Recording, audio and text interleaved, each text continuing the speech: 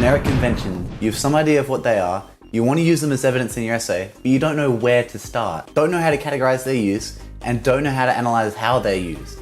What does considering how the conventions of genres can be manipulated even want me to talk about? If you relate to any of this, you're in the right place. We're going to look at the use of horror conventions in A Quiet Place, and by the end of today's lesson, you'll be able to recall how we categorize the use of generic conventions, recall horror conventions, break down and understand how to answer an exam-style essay question about manipulating conventions, and analyze and understand how A Quiet Place manipulates, challenges, and subverts horror conventions for a particular purpose. Alright, so how do we categorize the use of conventions? We know that generic conventions can either be conforming, manipulating, challenging, or subverting. But what does this mean? Conforming means that a generic convention is followed and adhered to.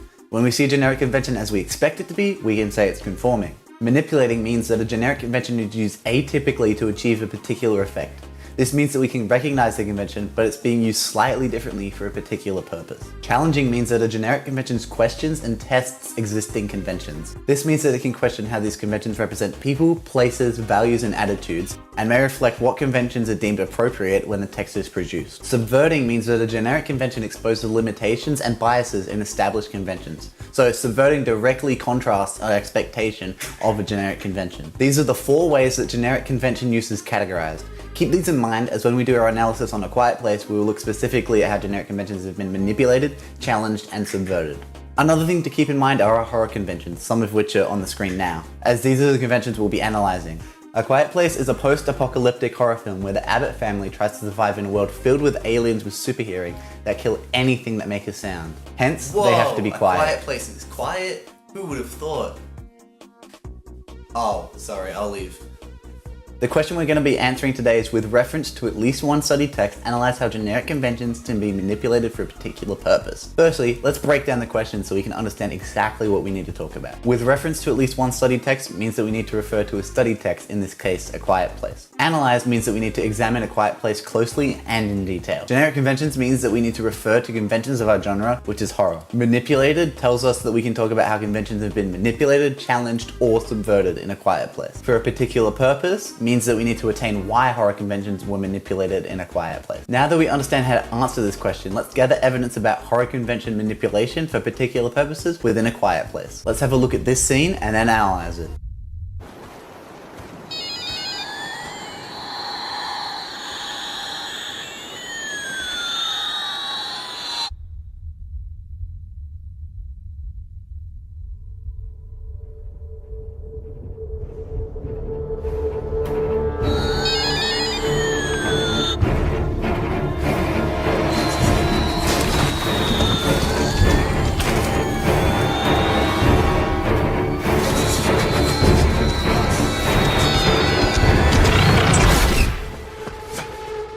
The first thing you should notice is the use of sound. Since Regan is deaf, we first see the scene from her perspective, then that of the rest of her non-deaf family, and then alternate between the two, which manipulates conventional horror score. There is a broken rising tension in this case. Its purpose in manipulating this convention is to convey the difficulties of Regan's condition in a world like this, highlighting her apparent ignorance. This also creates a more nuanced character connection, as we can connect to Regan's grief significantly more as her condition led to her brother dying. The scene also contains no jump scare, instead focusing on the grief of the family, as they know they're about to lose their son. The movie's purpose in doing this is to focus more on the family and their characters themselves, further connecting the audience to their grief, with the horror in this movie being about loss rather than fear of death, what we conventionally expect from a horror film. Another convention that the scene and movie challenges is that of our protagonist. Usually we see separated, isolated sole protagonists, but in A Quiet Place, the whole family are the protagonists. The purpose of this is also to create a powerful emotional connection between the family and the audience, which drives our personal connection to each character to be deeper, caring for both them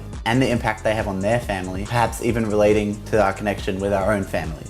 The manipulation of conventions to create an audience connection with the characters is so strong that I'll admit even I cried watching this film. Another prominent manipulation of horror conventions is the way the family communicates. They communicate with sign language, which both challenges and subverts traditional horror dialogue, which usually includes lots of screaming, drama, and dialogue as exposition. In contrast, the silence of sign language exists with the purpose of showing the connection between the family, as we know they're only 89 days into the apocalypse and they've all committed to sign language, which also creates a significant focus on the emotions of the characters, which again enhances audience connection. So we have a ton of evidence here, and now we can answer how generic conventions have been manipulated for a particular purpose in A Quiet Place. We can say that it manipulates horror genres such as rising crescendos, jump scares, the nature of the protagonist, and the nature of dialogue to create a strong emotional bond between the audience and the family.